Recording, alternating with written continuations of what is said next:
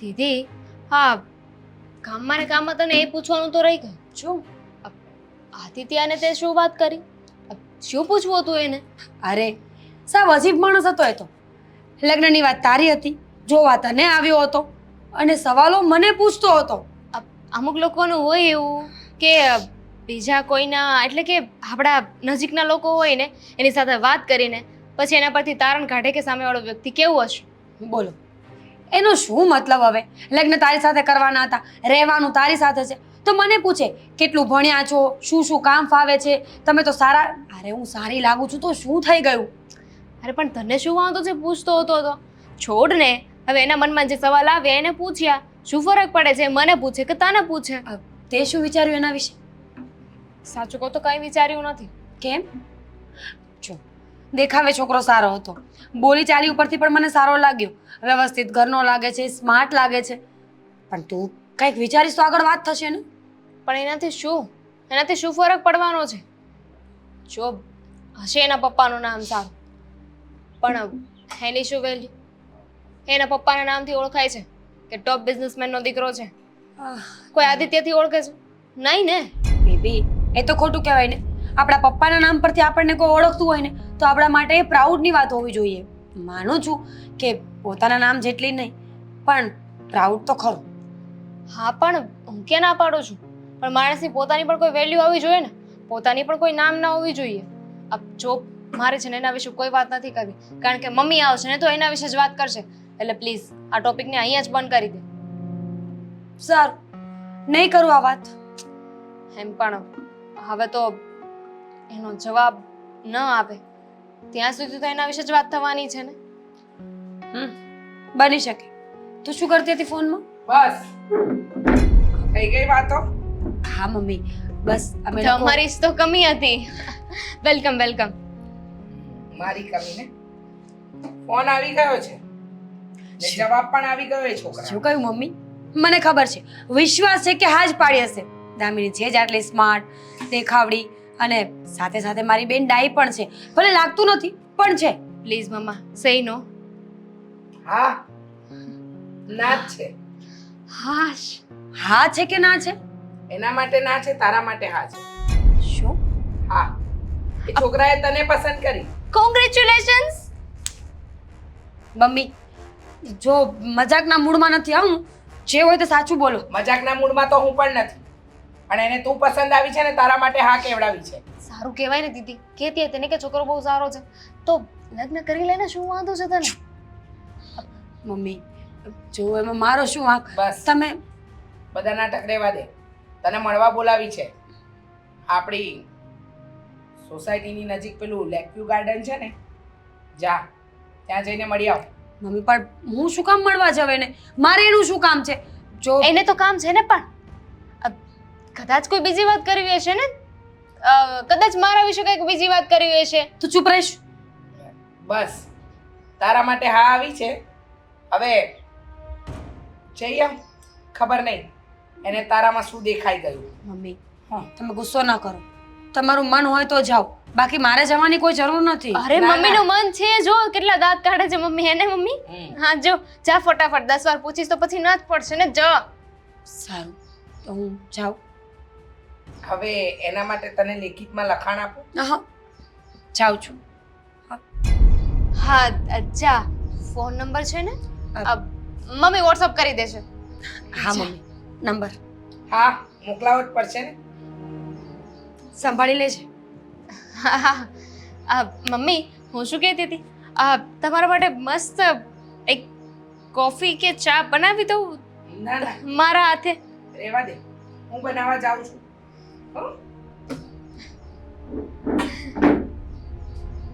હાશ.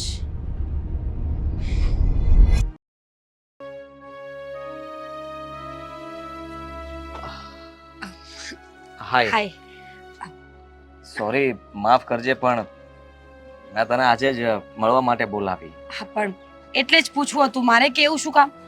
તમે ઘરે આવ્યા હતા તો પણ મારી સાથે વાત કરી અને અહીંયા પણ મને જ બોલાવી. હા, જો તને તો હું કહીને જ ગયો હતો ને કે મને તું પસંદ છે. જો તમે મને કહીને ગયા હતા એ વાત સાચી છે, પણ એ વાતનો કોઈ મતલબ નથી બનતો. તમે જોવા કોને આવ્યા હતા? મારી બેનને. તમને એ પસંદ હોય તો ઠીક છે, બાકી આપણે આ વાત ન કરીએ તો વધારે સારું. કેમ તારે મારી સાથે લગ્ન નથી કરવા? વાત એ નથી, તમે સમજતા કેમ નથી? સમજતી તું નથી. હા, ઘરના સભ્યો કઈ કહે છે તો મને વાત કર ને. ના ના, ઘરના સભ્યો શું કહેવાના મને, એ લોકોને કઈ વાંધો નથી. તો પછી તને પણ વાંધો ના આવવો જોઈએ ને. હા જો મીરા, મેં ઘણા સમયથી રાહ જોઈ હતી. ઘણી બધી છોકરીઓ સાથે વાતચીત કરી છે અને મને કોઈ એવી છોકરી ગમી નહોતી કે જેની સાથે હું લગ્ન માટે વાત આગળ વધારું. તને જોઈ, તારી સાથે વાત કરી, ખરેખર મને લાગે છે કે હું તારી સાથે જ રહી શકીશ. સમજાતું નથી કે શું કહું? સાચું કહું ને તો મને પણ તમે પસંદ છો, પણ વાત મારી બેનની ચાલતી હતી એટલે હું થોડી અચકાતી હતી. હા, પણ દામિનીને હજી લાગતું નથી કે એને લગ્ન કરવા જોઈએ. એને એનું કામ, મતલબમાં એના ફ્યુચરનું વિચારે છે તો વિચારવા દો, સમય આપો એમને થોડો. અત્યારથી શું કામ એને બંધનમાં નાખવી છે? મેં નથી નાખી. આ તો મમ્મીનું કહેવાનું એવું હતું કે તમે બહુ સારા વ્યક્તિ છો, તમારું બેકગ્રાઉન્ડ બહુ સારું છે, તમારા પપ્પાનું નામ, એટલે મમ્મીને થયું કે સમયસર વાત ચાલે અને લગ્ન થઈ જાય તો વધારે સારું.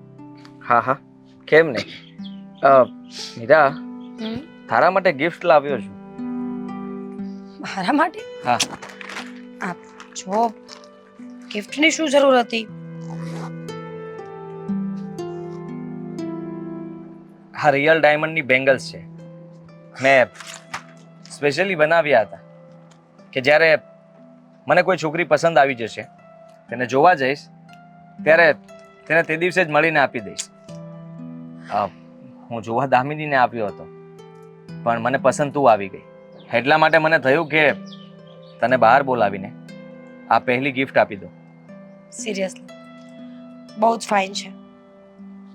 જોવા જઈએ તો આ ગિફ્ટ મારે લેવી ના જોઈએ, પણ હવે તમે આટલા પ્રેમથી આપી છે ને તો હું ના નહીં પાડું. રિયલ ડાયમંડ્સ છે ને એટલે. હા રિયલી, તું, મને લાગતું નહોતું કે મજાક કરી શકે, પણ હવે એવું લાગે છે કે તારો સ્વભાવ પણ થોડોક મજાકિયો છે ખરા. થોડોક વધારે? હો, તો એ તો આપણે અવારનવાર મળીશું એટલે ખબર પડી જશે. અવારનવાર મળીશું એટલે હું કઈ થોડી રોજ મળવા આવવાની હતી. મળી લીધું, વાત પતી ગઈ. હવે કેમ તું મારા વિશે બધું જાણે છે? મને જાણવા માંગતી હોય તો મળવું પડશે. સાચું કહું, થોડું ઘણું અત્યારે કહી દો ને, પછી આગળ વિચારીશું આપણે બંને. હું શું કામ કહું મારા વિશે? તારે જાણવું હોય તો તારે મારી સાથે વાત કરવી પડશે, મને મળવું પડશે અને મને જાણી લેવો પડશે. તમે મને તમારા વિશે કઈ નહીં કહો તો બીજા કોને પૂછીશ? તમારા પપ્પાને?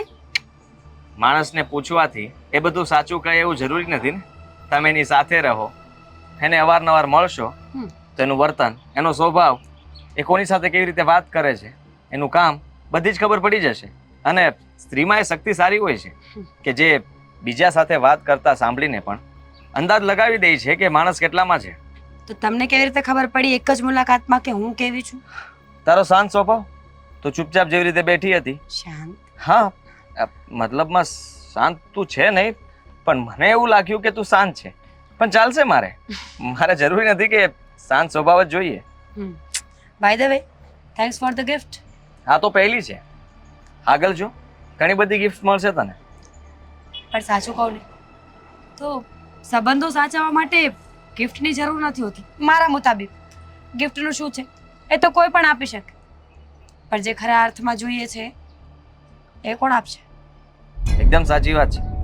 હા, આ ગિફ્ટ તો કોઈ પણ આપી શકે, પણ આપણી મુલાકાત સાથે આ બધી વસ્તુઓ બહુ મહત્વ ધરાવે છે.